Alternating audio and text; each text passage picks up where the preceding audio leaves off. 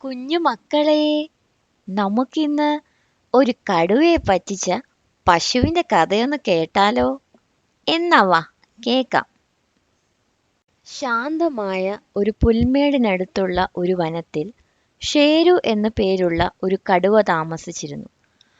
ഭക്ഷണം കഴിക്കാൻ അവൻ എപ്പോഴും ബുദ്ധിപരമായ പദ്ധതികൾ ആവിഷ്കരിച്ചുകൊണ്ടേയിരുന്നു.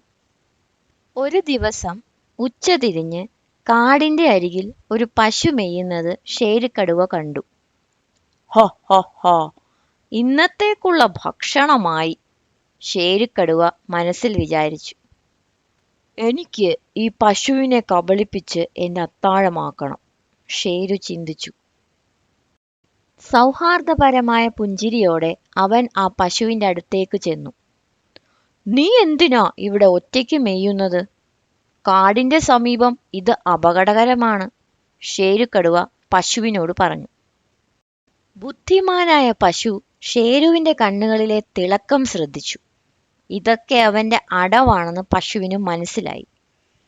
ഓ, ഞാൻ തനിച്ചല്ല, അവൾ സന്തോഷത്തോടെ പറഞ്ഞു. എന്റെ സുഹൃത്തായ ആനക്കൊമ്പൻ ഇവിടെ സമീപത്തുണ്ട്. അവൻ എന്നെ നിരീക്ഷിക്കുന്നുണ്ട്, പശു ഷേരുവിനോട് പറഞ്ഞു. ഷേരുവിന്റെ പുഞ്ചിരി മാഞ്ഞു. ആനയോ? ഞാനാരെയും ഇവിടെ കാണുന്നില്ലല്ലോ, ഷേരു പശുവിനോട് പറഞ്ഞു. അവൻ മറഞ്ഞിരിക്കുക, പക്ഷേ ഞാൻ വിളിച്ചാൽ അവൻ വളരെ വേഗം ഇവിടെ എത്തും, പശു ആത്മവിശ്വാസത്തോടെ പറഞ്ഞു. ഞാൻ കടുവ ആശാനെ കൊമ്പനെ പരിചയപ്പെടുത്തട്ടെ, പശു ഷേരുവിനോട് ചോദിച്ചു. ഷേരു മടിച്ചു.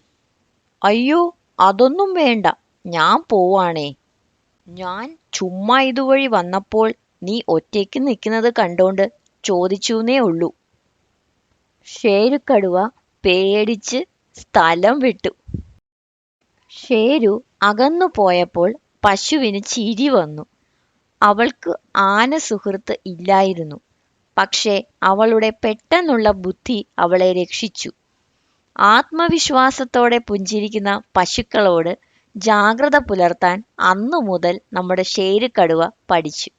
ഗുണപാഠം: പെട്ടെന്നുള്ള ചിന്തയ്ക്കും ആത്മവിശ്വാസത്തിനും ഏറ്റവും കൗശലമുള്ള വെല്ലുവിളികളെ പോലും മറികടക്കാൻ കഴിയും. Quick thinking and confidence can outsmart even the trickiest challenges. അപ്പം എല്ലാ കൂട്ടുകാർക്കും കഥ ഇഷ്ടമായോ? ഇഷ്ടമായെങ്കിൽ ലൈക്ക് ചെയ്യാനും ഷെയർ ചെയ്യാനും സബ്സ്ക്രൈബ് ചെയ്യാനും മറക്കല്ലേ.